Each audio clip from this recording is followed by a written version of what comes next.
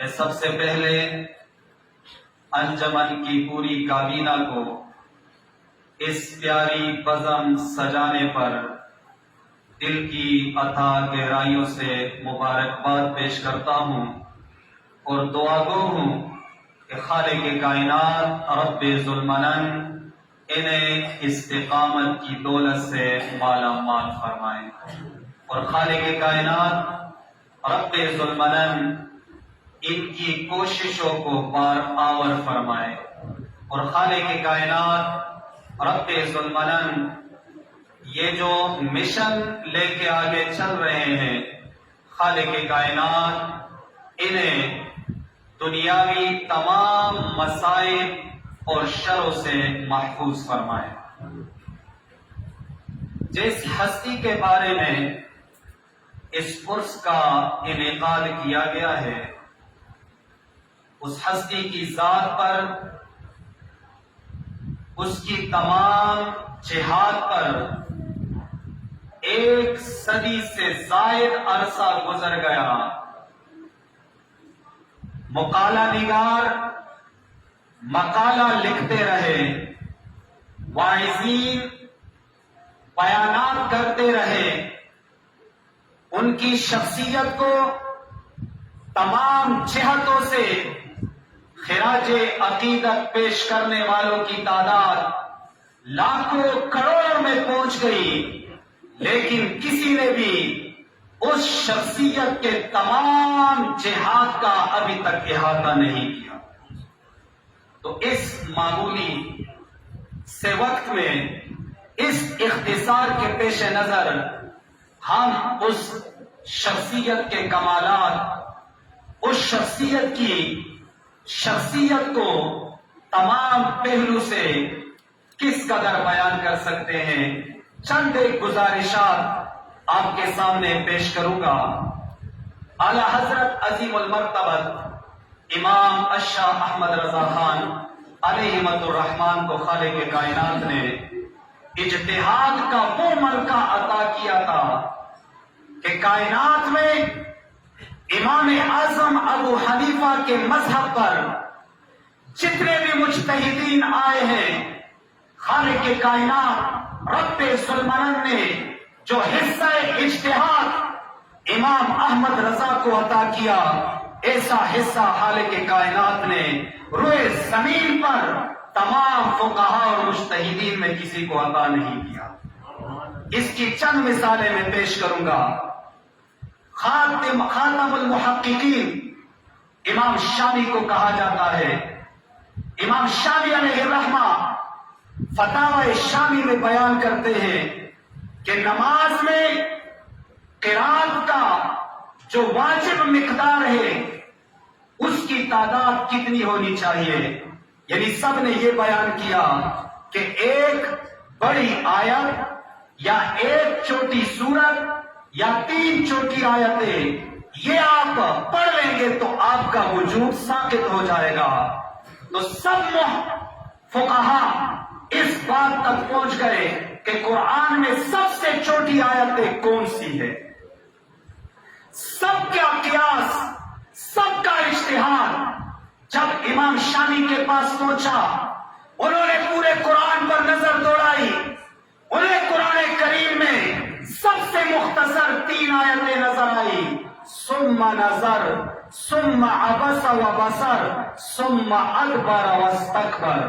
انہوں نے کہا یہ آیت ایسی ہے جو قرآن میں بالترتیب ہے اور سب سے چھوٹی آیتیں ہیں، اس میں جو حروف ہیں ان کی تعداد 30 ہے، ان کی تعداد 30 ہے۔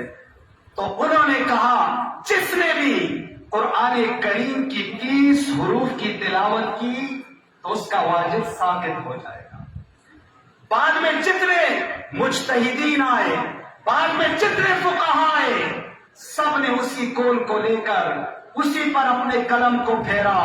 اعلی حضرت کی باری آئی، رب کائنات نے قرآن کا رمز اسے اس طرح سکھایا تھا۔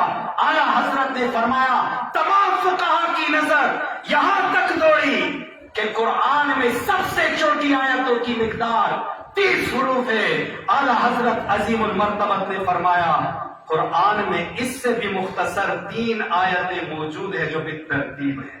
انہوں نے کہا قرآن میں قم فانذر وربک فکبر وثیابک فطہر.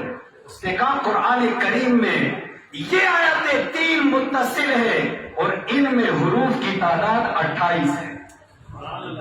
ان میں حروف کی تعداد 28 ہے. یہاں تک نہ رکے, کہا مزید آگے چلتے ہیں. قرآن کریم میں ہے والفجر ولیال عشر والشفع والوتر. کہا قرآن کریم میں یہ 3 آیتیں بھی ہے اور ان میں حروف کی تعداد 25 ہے. ان میں حروف کی تعداد, کہا تمام فقہا اس بات تک پہنچ گئے کہ جب بھی تم واجب قرات کو پورا کرو گے تو تمہیں 30 حروف کا سہارا لینا پڑے گا, کیونکہ قرآن میں بالترتیب 3 چھوٹی آیتیں جو ہے ان میں حروف کی تعداد 30 ہے. اعلیٰ حضرت نے کہا 28 بھی بنتی ہے 25 بھی بنتی ہے, لیکن انہوں نے کہا میں بھی سابقہ فقہا کی روش پر چلوں گا.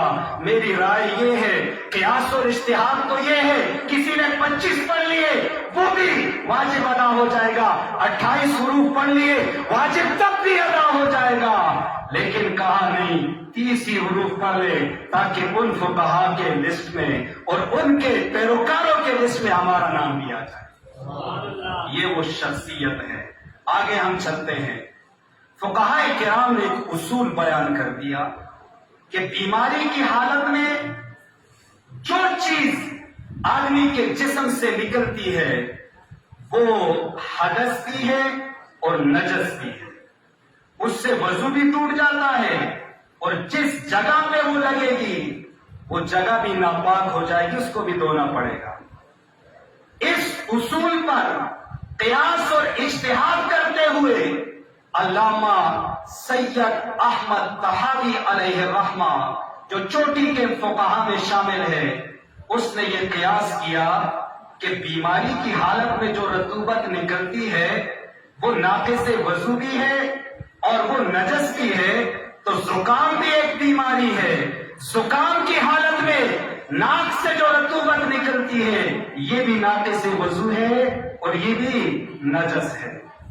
اعلیٰ حضرت کی نظر سے جب یہ عبارت گزری سب نے اسی پر آگے فتویٰ دیا.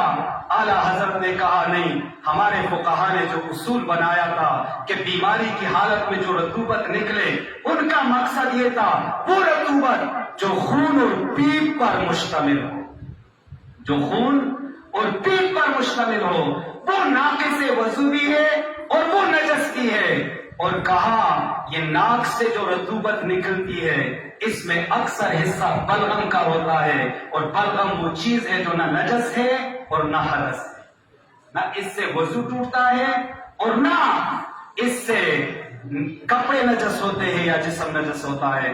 تو یہ اعلیٰ حضرت کا کمال کا وہ اجتہادانہ صلاحیت تھی جو خالق کائنات نے انہیں عطا کی تھی. تمام فقہا اور اصولیین انہوں نے وہ چیزیں گنوائی جس کے اوپر تیمم کرنا جائز ہے, اس کے اوپر تیمم کرنا جائز ہے.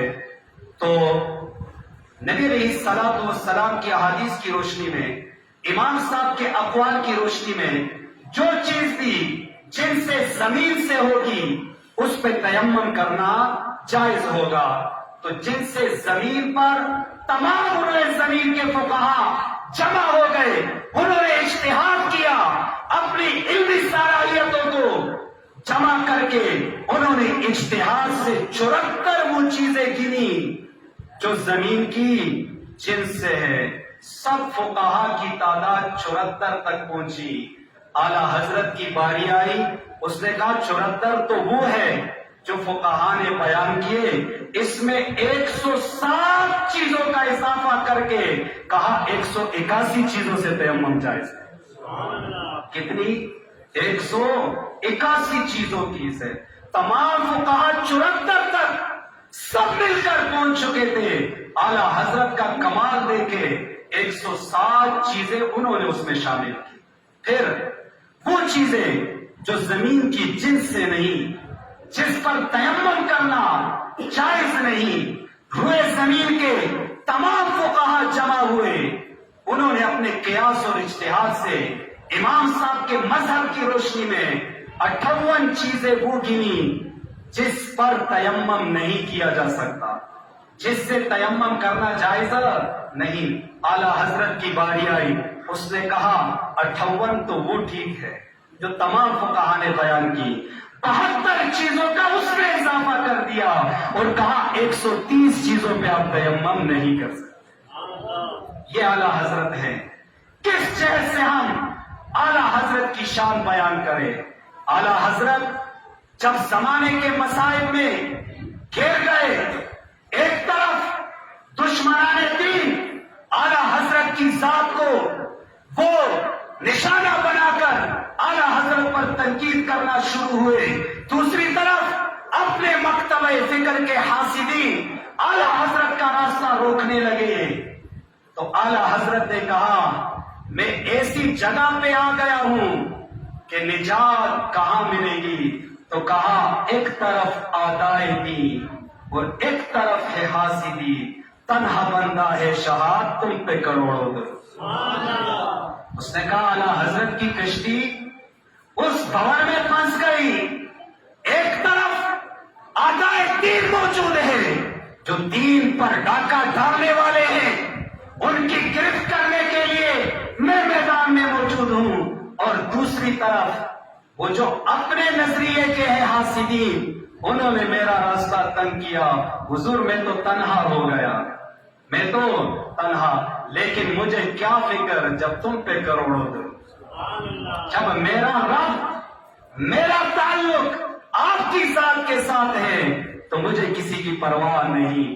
انجمن کے جملہ کابینہ کے لیے بھی یہی پیغام، ایک طرف آدائے دین ایک طرف ہے حاسدی، تنہا بندہ ہے شہاد تم پہ کروڑوں درود۔ پھر ایک قاعدہ اور کلیہ شروع سے موجود تھا کہ ہر کمال رازہ والے، ہر کمال رازہ والے، اور یہ بھی ایک قاعدہ موجود تھا کہ جہاں شمع ہوگی وہاں دھواں ضرور ہوگا، اور جہاں پھول ہوگا وہاں کانٹا ضرور ہوگا۔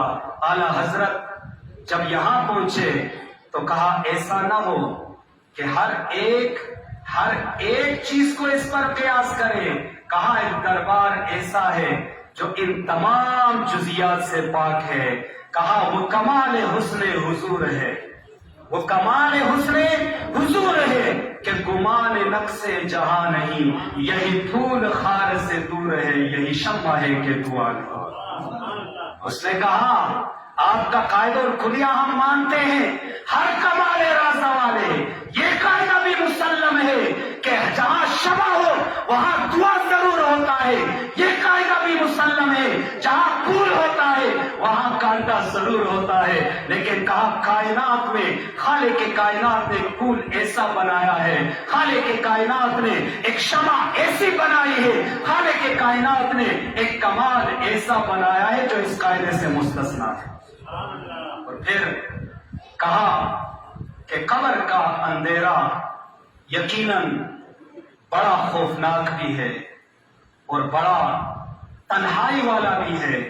کہا اگر قبر کی تنہائی اور قبر کے اندھیروں کو ختم کرنا چاہتے ہو تو اعلی حضرت نے ہمیں پیغام دیا، کہتے لحد میں عشق رخ شاہ کا داغ لے کے چلے، اندھیری رات سنی ہے چراغ لے کے چلے۔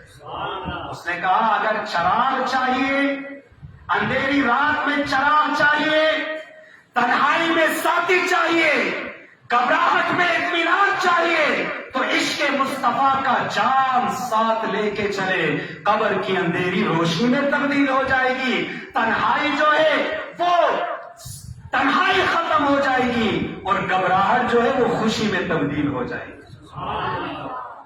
آخر میں انجمن نوجوانان اہل سنت تہذیب اگی آپ کو مبارکباد پیش کر رہا ہوں کہ آپ حضور کے اس حدیث کے مصداق بن رہے ہیں۔